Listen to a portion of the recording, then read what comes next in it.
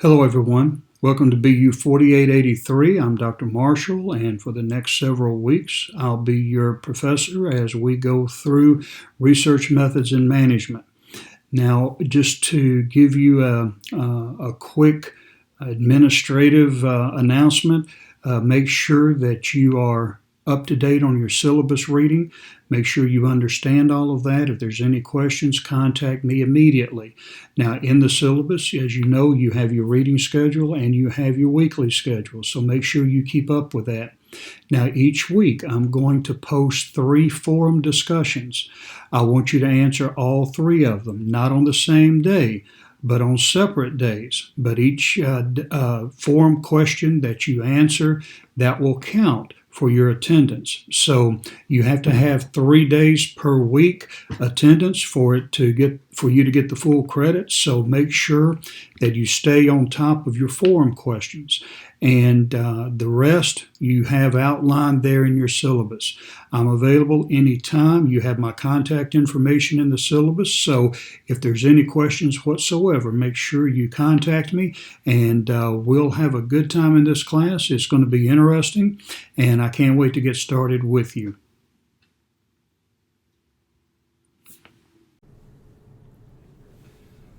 Well, hello everyone, and welcome to Bu4883 Research Methods in Management. I'm Dr. Tom Marshall, and I'll be your professor for this course.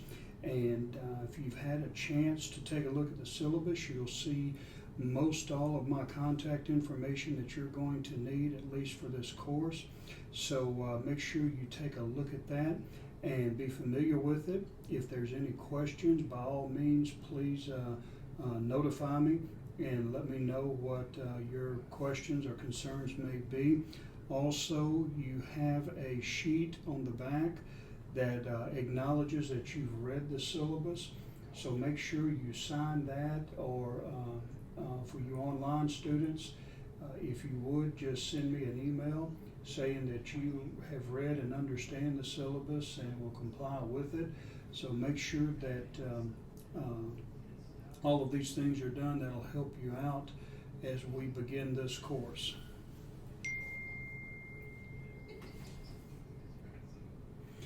Now, here are some of the learning outcomes that we want to try to accomplish right from the very beginning, and throughout the course we're going to be taking a look at some of these things. In each segment, each chapter will have its own learning objectives, but initially we want to understand how research contributes to business success, know how to define business research, understand the difference between basic and applied business research, understand how research activities can be used to address business decisions, know when business research should and should not be conducted, and appreciate the way technology and internationalization are changing business research. So we're going to take a look at and consider these objectives as we move through this chapter and get kind of an overview of what business research is all about.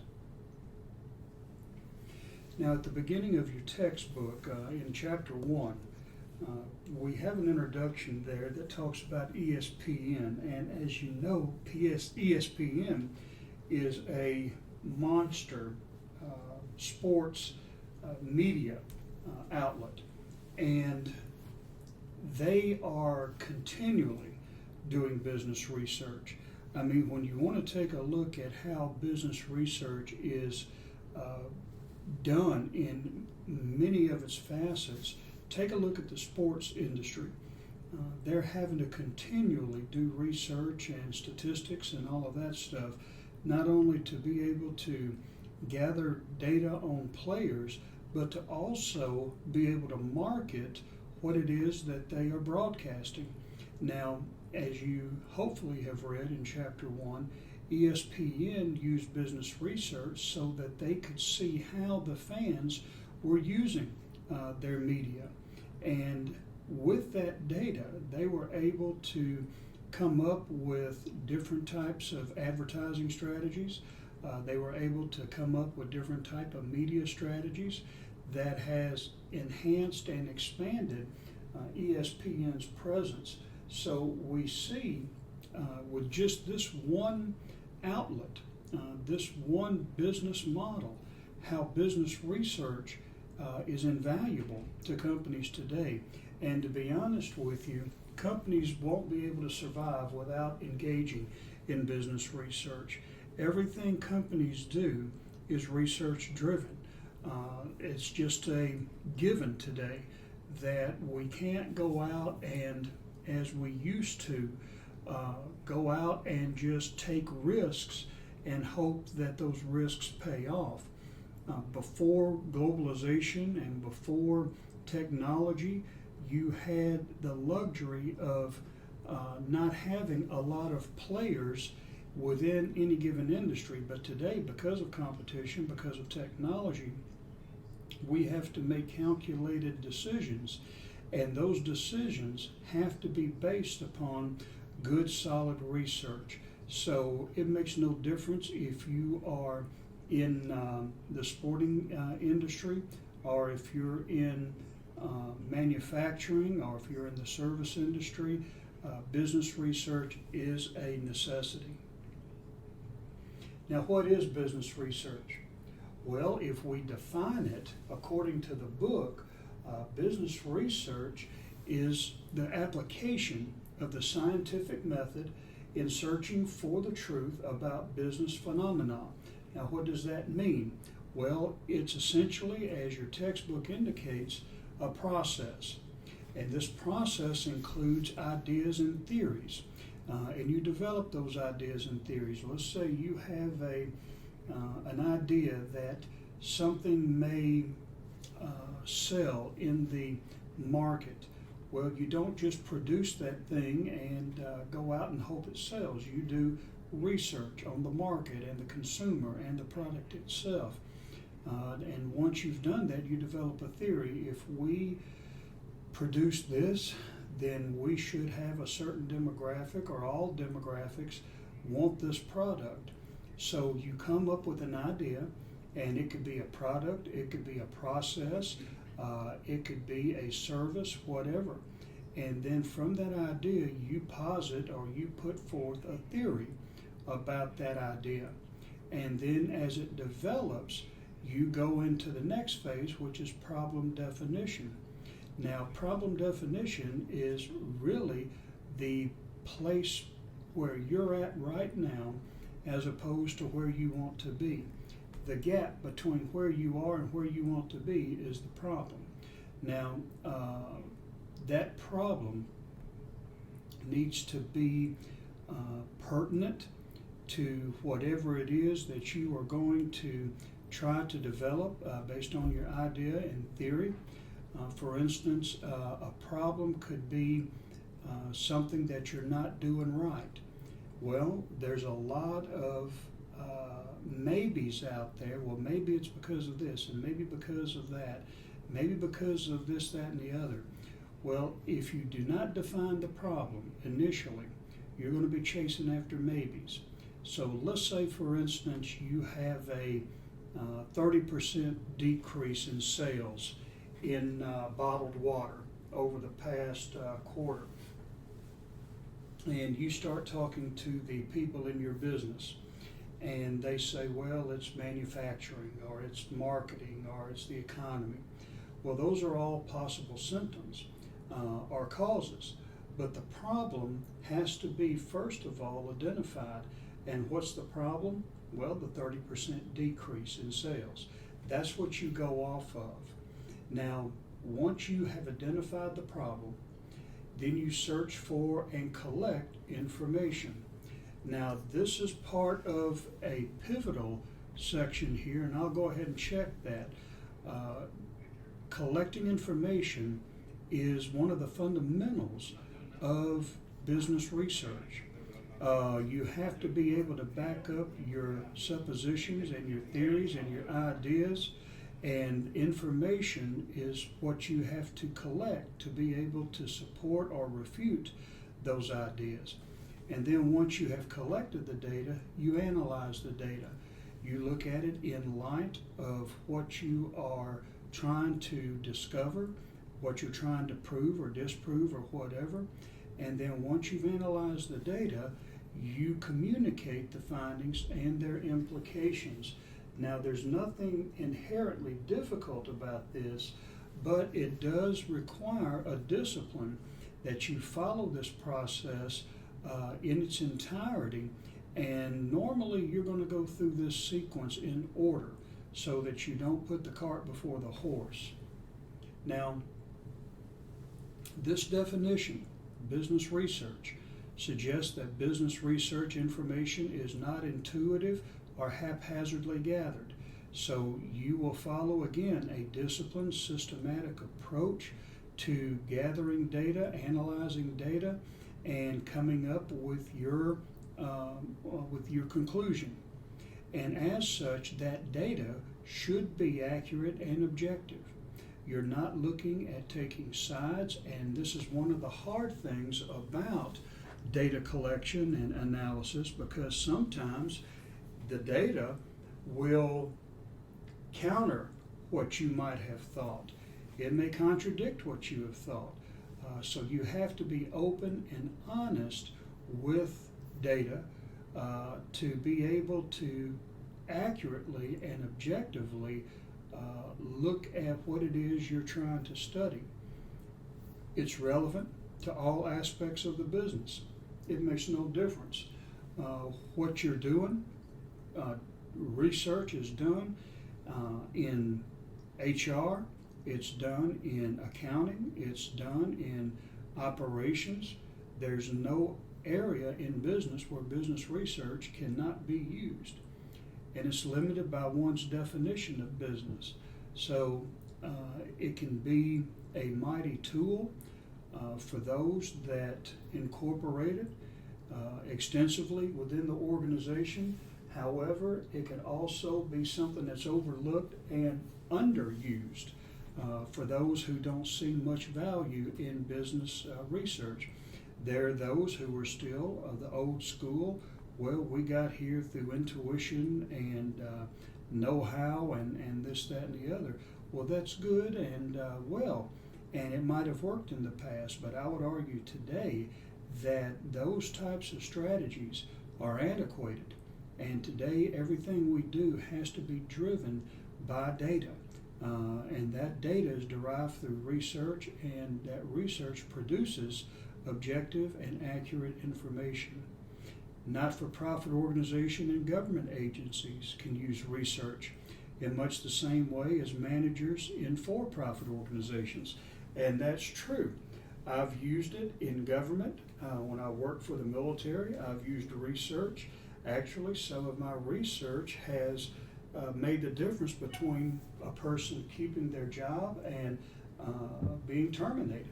You have to go back and you have to objectively look at performance when you are making hiring and firing decisions, and you can't just go off your gut.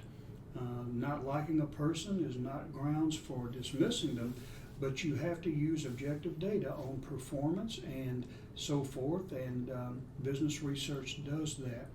So another area, and you might not have thought about it much, but churches use business research. I'm a pastor. I use business research all the time, especially when I'm looking at the direction of the church, the mood of the church, the environment that I'm in at any given time within the church, maybe some of the things that you want to do in your church. You want to maybe plan for expansion. And our church had a prime example of that. We were, right before I joined, they started a campaign to build a new sanctuary, and most of the people didn't want it. So it came down to either building a new sanctuary, or the other half of the church wanted a new education wing built onto the church. So many of the plans had gone without really asking the church what they wanted. The pastor at the time and a few of the people in the church had just decided to go ahead and build a new sanctuary. Well, that upset a lot of people in the church, so they had to go back and really rethink what they were going to do, and as a result, they wound up building a new education wing. So a lot of time and a lot of money was wasted because they didn't do enough research in what the church wanted for the church to make the decision on whether to have a sanctuary or an education wing. We also use research to plan our budgeting. We take a look at what we did last year and the year before last to help us determine what we're going to need for the future.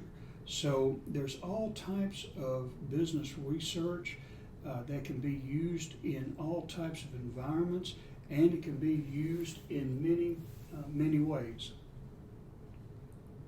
Now, knowing what business research is, there are different types of business research that can be conducted. First of all, you have applied business research, and then you have basic business research. So let's take a look at applied business research first. Now, this is conducted to address a specific business decision for a specific firm or organization.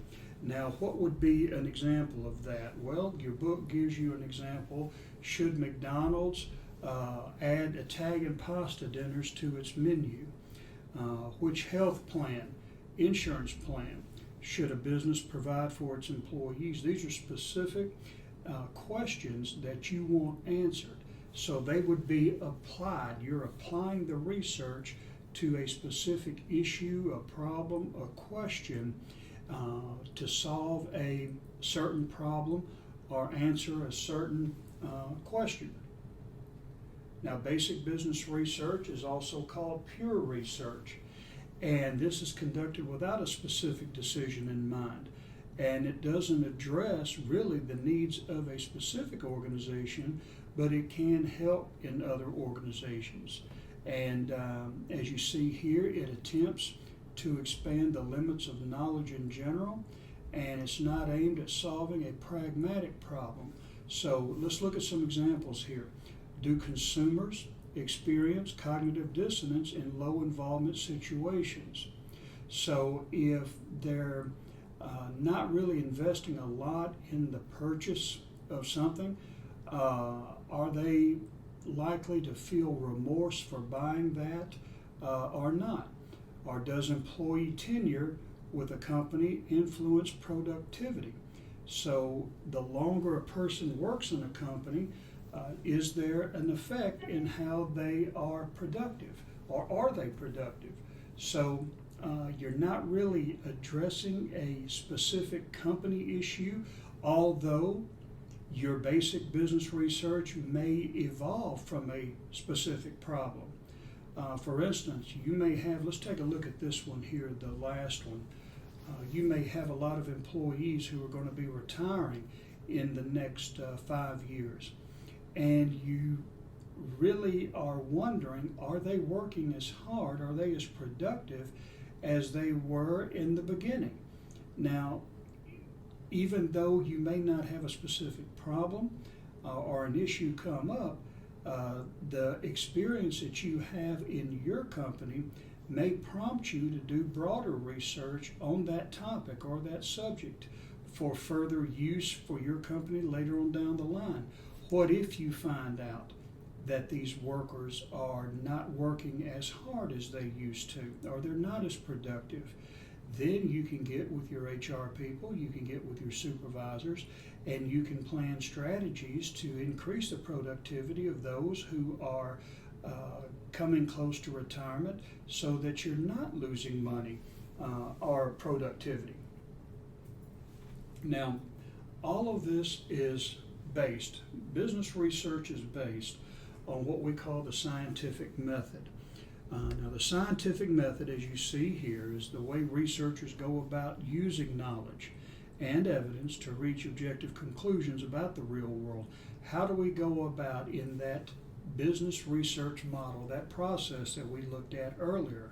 How do we go about coming to conclusions? Well, what you saw is the scientific method. is the analysis and interpretation of empirical evidence, which are facts from observation or experimentation, to confirm or disprove prior conceptions. And what we see here, lastly, for today is a summary of the scientific method. In Exhibit 1.1, you see here that the scientific method comes from prior knowledge or observation. Observation can be watching people. Prior knowledge can be just your experience. And from that, you have what's called the hypothesis. A hypothesis is an educated guess. Let's say you've been watching these workers who are getting ready to retire in the next 5 years, and knowing how they act by observation, you form a hypothesis. People who are close to retirement start to wane, or they start to decrease productivity. The more they have in the company as far as years, the less productive they are. Well, that's a hypothesis. That's an educated guess. Now, from there, you test that hypothesis, which is through observation or experimentation. What you might want to do is take a worker who is getting ready to retire in the next 5 years, and you measure their productivity and compare it to a worker who's been there for 2 years, and you see the difference. And you don't want to just use one person. You might want to take what we call a sample, and we'll talk about samples later on down the line, but you may want to take a sample of several workers in each of those categories and compare productivity. And then once you have objectively, and this is what you're looking at here, objectively, once you have objectively assessed the productivity, then you can draw your conclusion. You may not like the more seasoned workers. Well, that's why you have to maintain objectivity. Your personal experiences and your personal hypothesis and all of that, it has its place to start the scientific method off, but your conclusion has to come from objective observation or experimentation. And that's the scientific method. It works in business, it works in science. This is how we come to discover new things and create new things and improve the things that are already in place. Well, that's all we have for today. We will go ahead and continue on tomorrow as we take a look at the rest of Chapter 1. Until then, have a good day. God bless you, and we'll continue tomorrow with Chapter 1's conclusion. Well, today we took a look at some of the basic definitions of research and research methods, such as the scientific method. Now, tomorrow we'll go a little bit more in depth as we move through Chapter 1. So take into consideration what we've looked at so far, and I'll see you tomorrow. God bless and have a good day.